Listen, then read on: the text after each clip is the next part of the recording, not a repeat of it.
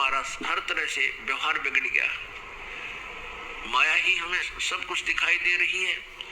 इसका कारण ये नकली संत हैं, ये तत्व ज्ञानहीन नीम हकीम जो संत गुरु बने बैठे हैं, ये मंडलेश्वर, ये इसका मुख्य कारण है। क्योंकि इन्होंने सदग्रंथों को समझा नहीं और हमारे को गलत रास्ता दे दिया। और श्रद्धालु गुरु जी के बताए अनुसार सिर धड़की बाजी लगा देता है, क्योंकि वो चाहता है कि मेरा कष्ट निवारण हो, मुझे जो टारगेटेड वस्तु मिले, मेरी उद्देशित वस्तु मिले। यही कारण था कि रावण को उसके नीम हकीम गुरु ने राक्षस बना दिया। रावण ब्राह्मण था और उनके गुरु से उन्होंने सब शिक्षाएं प्राप्त की। उन्होंने गुरु जी के आगे ये इच्छा रखी कि मैं राजा बनना चाहता हूं और सब सुविधाएं हो मेरे पास। तो रावण के गुरु ने बता दिया कि भगवान शिव, ये तमोगुण शिव, ये सर्वेश्वर है, महेश्वर है, मृत्युंजय है, कालज्ञ है और रिद्धि और सिद्धि के ये दाता है। ये आपको बहुत धन दे सकते हैं यदि ये प्रसन्न हो गए तो। और बताया कि वेदों में इसी की महिमा है। एक प्राणी सत्य मानता है और वेदों के आधार से कोई बताता है कि ये वेदों में ऐसा लिखा है, आप ऐसे कीजिए, तो हम उसको शास्त्र अनुकूल साधना जानकर करते हैं और करनी भी चाहिए। लेकिन वो नीम हकीम गुरु समझ नहीं सके कि वेदों में शिव और शंभु किसके लिए संबोधित है। अब वहां वेदों में जो शिव है वो परम अक्षर ब्रह्म की तरफ है और शंभु का अर्थ भी यही होता है, जो एक शंभु होता है, एक स्वयंभू होता है। स्वयंभू तो परमेश्वर जो कभी जन्म नहीं लेते वो स्वयंभू है, यानी स्वयं ही प्रकट है। और शंभु का अर्थ होता है जो सुखदायी भगवान हो।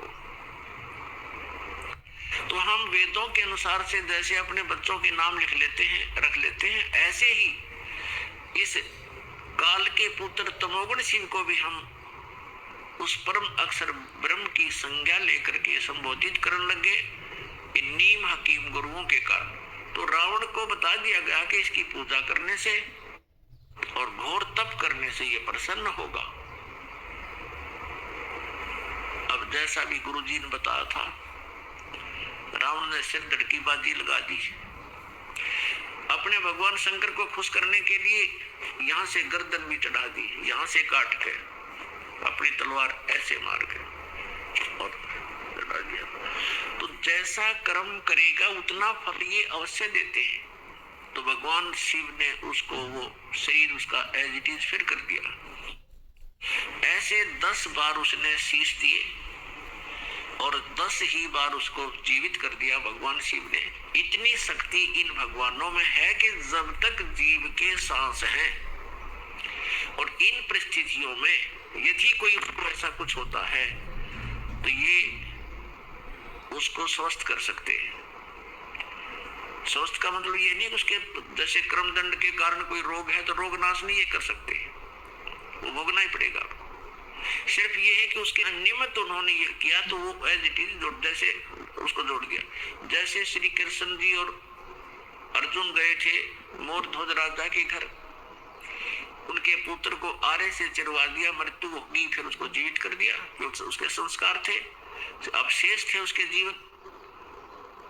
लेकिन वही श्री कृष्ण अपने सगे भांजे अभिमन्यु को जीवित नहीं कर सके, जो महाभारत के युद्ध में चक्रव्यूह में मारा गया था। सुभद्रा रो रही थी, श्री कृष्ण रो रहे थे, यानी सुभद्रा श्री कृष्ण की बहन थी, वो जीवित नहीं कर सके क्योंकि अभिमन्यु की आयु इतनी ही थी, उसका प्रारब्ध भी इतना था, इसलिए वो कुछ भी परिवर्तन श्री कृष्ण अर्थात विष्णु नहीं कर सके।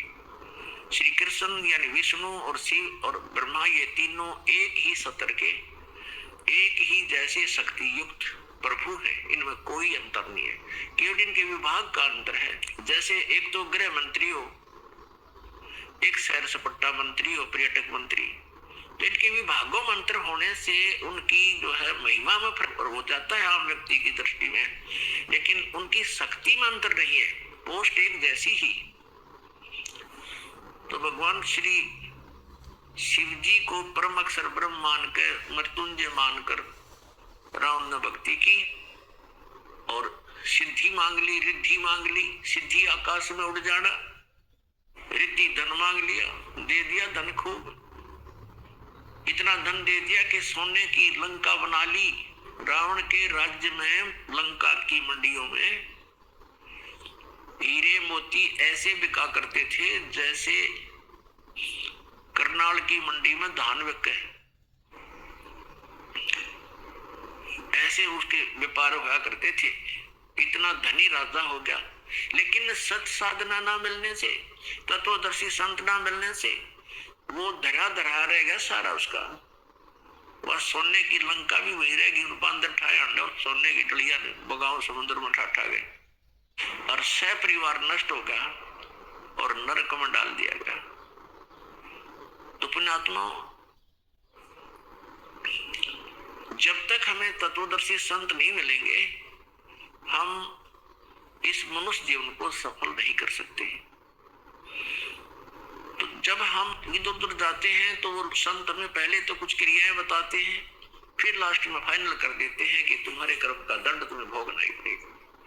अब हम परमात्मा की भक्ति किस उद्देश्य से करते हैं? जिनको कोई आपत्ति नहीं है, आपदा नहीं है, जिनके ऊपर किसी प्रकार का भी कोई संकट नहीं आया है,